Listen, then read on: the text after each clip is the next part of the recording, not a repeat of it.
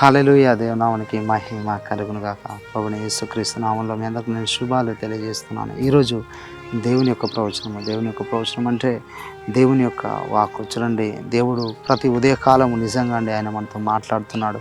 ఆయన నమ్మదగిన దేవుడుగా ఉన్నాడు. చూడండి, ఈరోజు ప్రభు మనకిచ్చిన వాక్కు, ఆయన ఒక ప్రత్యేకమైన విషయాన్ని ఆయన మీకు తెలియజేయాలనుకుంటున్నాడు.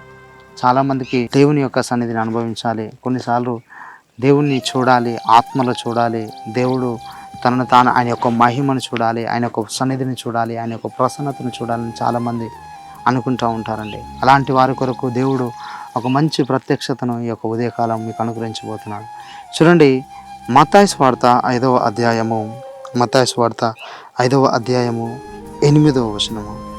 హృదయ శుద్ధి గలవారు ధన్యులు, వారు దేవునిని చూచెదరు.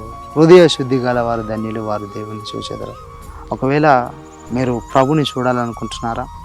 ఎస్, నేను వాస్తవం మాట్లాడుతున్నాను, ఇది బైబిలే తెలియజేస్తుంది. ఎస్, నేను వాస్తవం మాట్లాడుతున్నాను, ఇది బైబిలే తెలియజేస్తుంది. హృదయ శుద్ధి, మీ హృదయం శుద్ధిగా ఉంటే ఖచ్చితంగా దేవుడు మీరు కనబడతాడు. చూడండి, చాలామంది దేవుని యొక్క సన్నిధిని అనుభవించాలి, దేవుని యొక్క ప్రసన్నత చూడాలి, ఆదివారం మందిరానికి వెళ్ళినప్పుడు ఆయన యొక్క మహిమను చూడాలి, ఆయన ఏ విధంగా ఉంటాడో అని తెలుసుకోవాలని చాలామంది ఆ యొక్క ఆశ చాలామందికి ఉంటుంది. ఒకవేళ మీకు కూడా అదే ఆశ ఉన్నట్టయితే దేవుడు ఖచ్చితంగా మీ యొక్క ఆశను నెరవేరుస్తాడు. ఏ విధంగా అంటే వాక్యానుసారముగా. వాక్యం ఏమని తెలియజేస్తుంది అని అంటే హృదయ శుద్ధి. నీ హృదయంలో ఈ లోక సంబంధమైన తలంపులన్నీ మీరు పెట్టుకొని, ఈ లోక సంబంధమైన తలంపులతో మీ హృదయం అంతా నింపబడి ఉండగా దేవుని మహిమను కానీ, దేవుని యొక్క సన్నిధిని కానీ, ఆయన యొక్క అభిషేకాన్ని కానీ మీరు చూడలేరు, అనుభవించలేరు. ఒకవేళ మీరు దేవుణ్ణి చూడాలని అనుకుంటే ఈ యొక్క లోకాన్నంతా, ఈ లోక సంబంధమైన కార్యకలాపాలన్నిటికీ మీరు చాలా దూరంగా ఉండాలి. అప్పుడు మీ హృదయం శుద్ధిగా ఉంటుంది. కాబట్టి వాక్య ప్రకారము హృదయ శుద్ధి గల వారు ధన్యులు, వారు దేవుణ్ణి చూసేదరు. చూడండి, అనేక మంది సేవకులకు వారు ప్రార్థనలో ఉన్నప్పుడు అనేక మార్లు దేవుడు వారిని దర్శించిన దినాలున్న ఎంతమంది సాక్ష్యాలు మనం వింటూ ఉన్నాం, ఎంతమంది సాక్ష్యాలను చూస్తూ ఉన్నాం. నిజంగా దేవుడు నా జీవితంలో కూడా అండి అనేక సార్లు నన్ను దర్శించాడు.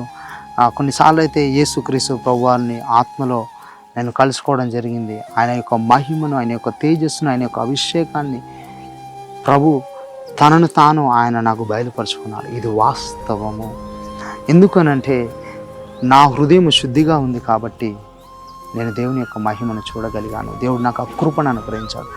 ఆశ కలిగిన ప్రాణాన్ని ఆయన తృప్తిపరిచే దేవుడు. ఈరోజు మీకు ఆశ ఉందా? ఈ ప్రత్యక్షతను ప్రభు మీకు ఇస్తున్నాడు. మీరు ఆశతో అడగండి, దేవా మీ యొక్క మహిమను మిమ్మల్ని మేము చూడాలనుకుంటున్నాం ప్రభా, తండ్రి మాకు బయలుపరచమని మీరు ప్రార్థించండి. ఇది వాక్యానుసారం అండి, వాక్యానుసారమే ఇది. ఎందుకంటే హృదయ శుద్ధి గల వారు ధన్యులు, వారు దేవుని చూసేదారు.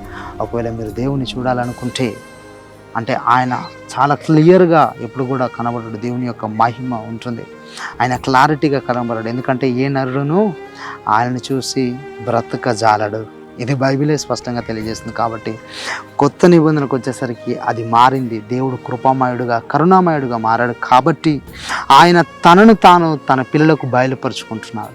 కాబట్టి అపోస్తలు 120 మంది శిష్యులు ఆ యొక్క మేడగదిలో ఉన్నప్పుడు పరిశుద్ధాత్మ దేవుడు దిగి వచ్చినప్పుడు వారి యొక్క ఆత్మీయ నేత్రాలు తెరవబడ్డాయి, వారి చెవులు తెరవబడ్డాయి, వారు ప్రవచించారు, వారు ఘనమైన కార్యాలు జరిగించారని బైబిల్ స్పష్టంగా తెలియజేస్తుంది. అపోస్తలుడైన పౌలు కూడా కొన్ని ప్రదేశాల్లో కొన్ని సమయాల్లో ఆయన వర్ణిస్తూ ఉంటాడు.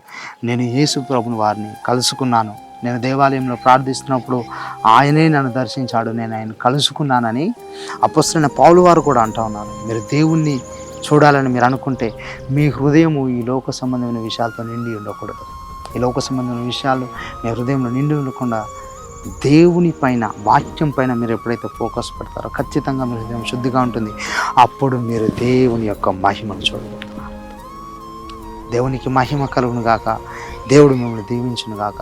మహోన్నతుడ పరిశుద్ధ తండ్రి, ఎంతమంది అయితే నాయన ఈ యొక్క ప్రత్యక్షతను వింటున్నారో తండ్రి, ప్రతి ఒక్కరి కొరకు నేను ప్రార్థన చేసిన వారి యొక్క హృదయాలు శుద్ధిపరచమని నేను ప్రార్థన చేస్తున్నాను. ఏసు రక్తమును తండ్రి ఈ బిడ్డల హృదయంలోనికి ప్రోక్షిస్తా, హృదయం వీరి పైకి ప్రోక్షిస్తున్నాను. హృదయంలో సాతాను విత్తిన ప్రతి గురుగుని నేను పెరికి వేస్తున్నాను. ప్రతి సాతాను సంబంధమైన ఆలోచన తలంపులను పెరికేస్తున్నాను యేసునామములో. హృదయ శుద్ధి గల వారు ధన్యులు, వారు దేవుని చూసేదని సెలవిస్తుంది. వారి హృదయాన్ని శుద్ధిపరచమని ప్రార్థన చేస్తూ అభిషేకాన్ని చేస్తూ దీవిస్తూ నజరేయుడైన యేసు నామంలో ప్రార్థిస్తున్నాను తండ్రి. ఆమేన్, ఆమేన్, ఆమేన్. God bless you. దేవుడు మిమ్మల్ని దీవించును గాక. దేవుడు మీ జీవితంలో ఉన్నతమైన కార్యమును చేయను గాక. దేవుడు మిమ్మల్ని దర్శించును గాక.